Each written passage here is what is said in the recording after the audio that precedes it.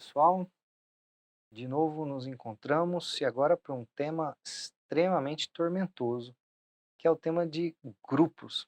Quero fazer uma análise com vocês das atividades grupadas, várias pessoas dominando uma cadeia econômica ou então em conglomerados que têm uma diversidade de atividades para minimização de riscos, dissipação de esquemas de imputação, de responsabilidade, para diversificação de atividades e complementariedade entre as atividades, enfim, uma funcionalidade bastante interessante, mas que também é bastante tormentosa.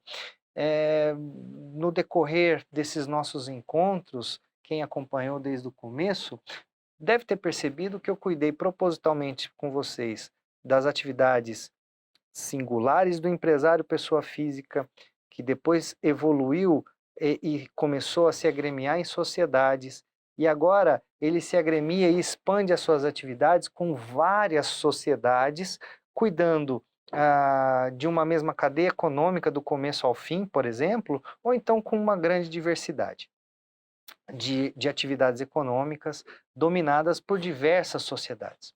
O fato é que a doutrina costuma dizer que esse tema de grupos é paradoxal. E por que isso? Porque normalmente eu tenho que tratar de forma unitária aquilo que é diverso, a diversidade. Então é a unitariedade na diversidade. Isso gera um monte de problemas, um monte de tormentos, especialmente porque nosso direito acabou tratando esse assunto de uma forma diversificada. Isso veio para o Brasil nos anos 70 com a Lei de Sociedades Anônimas, que regulamentou, me permitam dizer, os grupos de sociedades. Nós nos inspiramos no esquema, na estrutura alemã de legislação e usamos e regulamos os grupos de sociedades, não grupos de empresas, que acabou não resolvendo uma série de problemas de imputação de responsabilidade em outras áreas. Porque o nosso legislador, na lei de SA, nesses dispositivos aqui, cuida de relacionamento societário, questões de controle e alguma imputação de responsabilidade a sócios nos relacionamentos internos das sociedades. O problema é que, em relação a outros créditos e em relação a outros tipos de atuação econômica, a lei de SA não regulou, e nem era para regular. Então, isso veio de forma, me permitam dizer, evolutiva de acordo com novas leis, tratando de grupos e normalmente usando critérios de unitariedade, de tratamento unitário e solidariedade no cuidado em relação às várias unidades do grupo. Então, não é incomum que encontremos nas nossas leis esparsas essa nomenclatura, grupos econômicos para cuidar desses aglomerados, que não necessariamente serão compostos somente por sociedades, conforme está na nossa lei de SA. Então, vocês vão ver tratamento de grupos econômicos, por exemplo, no artigo 2º, parágrafo 2º da CLT, que trata de forma unitária e solidária diversas sociedades, com alguns critérios que foram especificados recentemente numa alteração legislativa que teve nesse dispositivo, né, e que precisa considerar, entre outras coisas, a similitude entre sócios, a direção unitária com fluxos de capitais e recursos de uma sociedade em relação à outra, para fins de proteção do trabalhador, porque aqui nós temos uma legislação especializada. O mesmo raciocínio se dá com esse dispositivo da lei, da legislação tributária, que trata de forma solidária grupos que não pagam contribuições previdenciárias.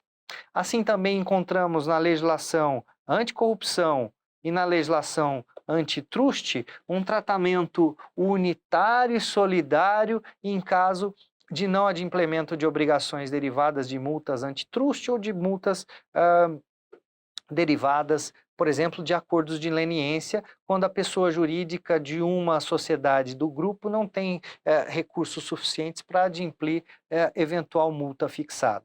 Então, na legislação, a gente acaba tendo esse tratamento de grupo econômico para fins de tratamento unitário e grupos de sociedades para relacionamentos entre as sociedades. Há um outro fenômeno econômico também, que talvez seja uma quarta fase, uma evolução maior ainda. Eu saio do empresário individual, passo para a sociedade, vou aos grupos de sociedades e chego a um outro tipo de concentração econômica que hoje é feita por meio de contratos. Então vejam, eu não tenho uma causa societas atrelada a essa concentração econômica, mas sim uma causa contratual de expansão de atividades econômicas por meio de redes contratuais, por meio de coligações contratuais que permitem uma diversidade de atividades, mas sem que haja o controle de natureza societária. Isso é importante de dizer. Mas me permitam me concentrar nos grupos de sociedades, que esse é meu objeto de análise desse nosso novo encontro. Vejam, os grupos de sociedades, confessadamente pelos autores da lei, foram inspirados no modelo alemão, que é dual.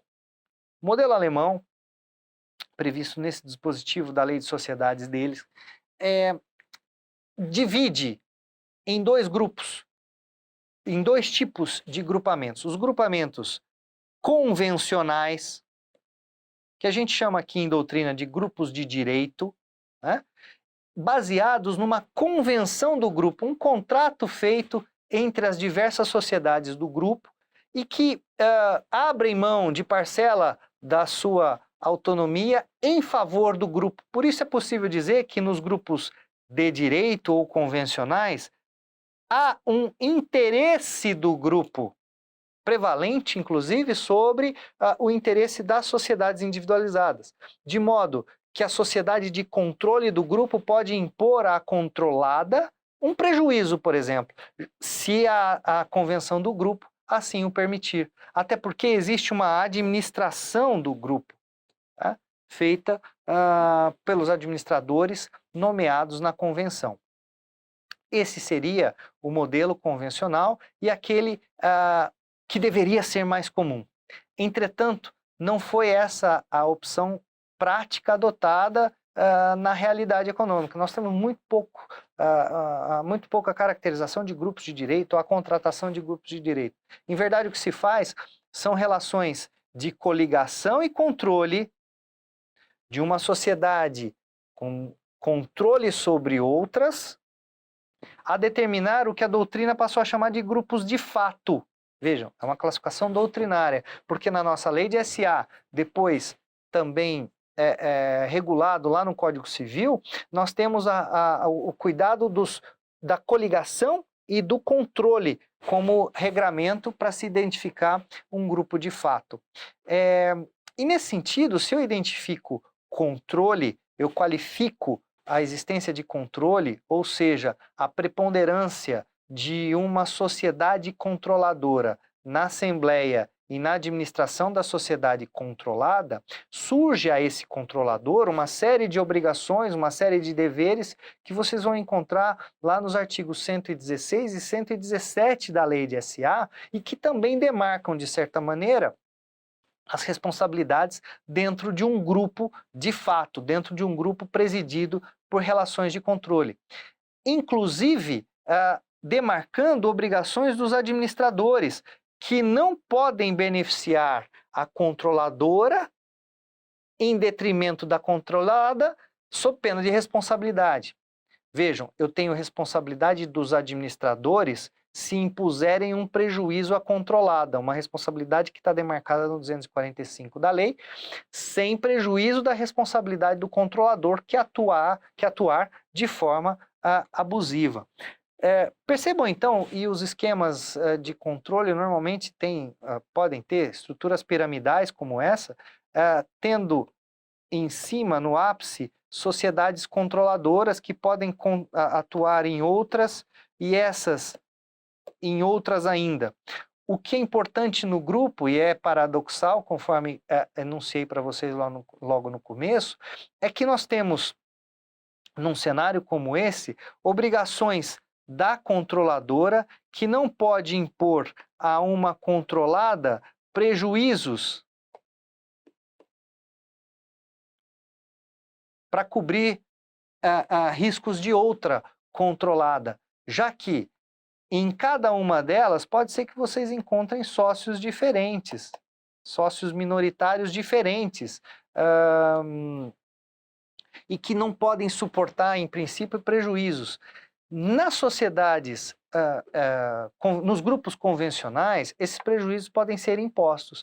Nos grupos de fato, isso já é mais complicado, porque é preciso que a sociedade controladora estabeleça mecanismos, instrumentos de compensação, né, para que esses prejuízos sejam suportados por uma sociedade em detrimento da outra.